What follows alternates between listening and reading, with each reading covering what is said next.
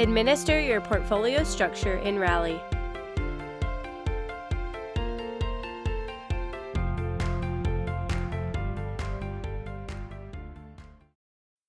In this video, we will go over the purposes of different strategic work items in Rally, identify examples of good project hierarchies, and look at how to administer portfolio items.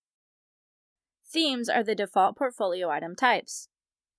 You can decide how many levels of portfolio items to create and what to name them. When an organization decides to fund work, they set aside a budget for a particular outcome or initiative. This initiative is then broken down into workable, marketable features that teams or groups of teams deliver within the release of iteration plans. The business then decides when to bring them to market.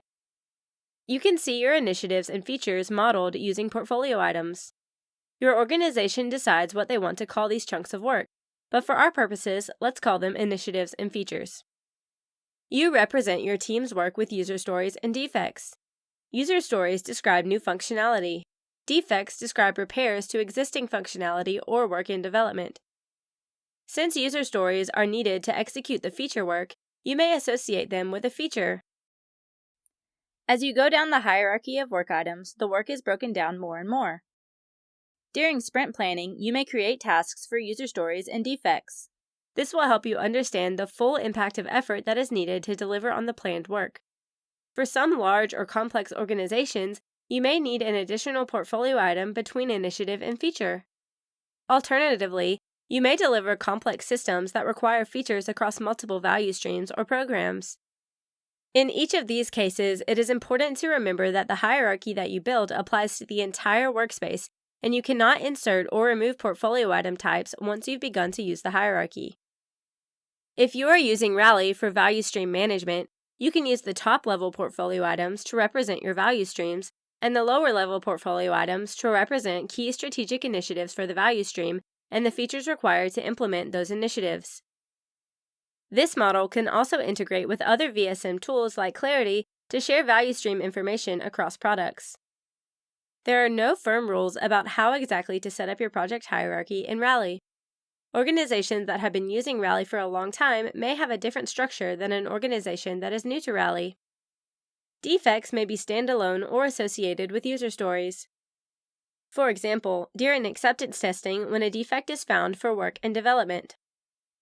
You may choose to collect a group of defects into a defect suite and schedule delivery of all of them at once.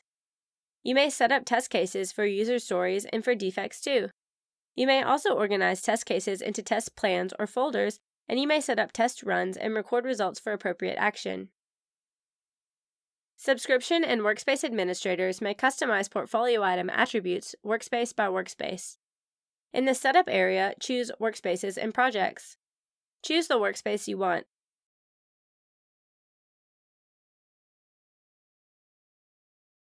Select Fields. Next, select Portfolio Items from the drop-down list.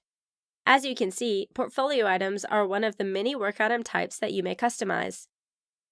First, let's look at Portfolio Item Type. This is where you set up your portfolio item hierarchy.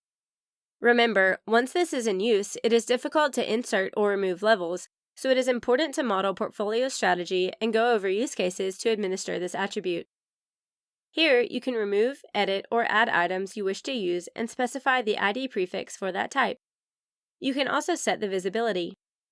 The portfolio item state is used in the portfolio Kanban to map the process or value stream that a portfolio item of a specific type will take on its life journey. Each state shows as a column on the portfolio Kanban board. For each state, specify the name and value. The preliminary estimate defaults to t-shirt sizes, or you can make them boulders, rocks, or pebbles, for example. This is used to roughly estimate the size of a portfolio item.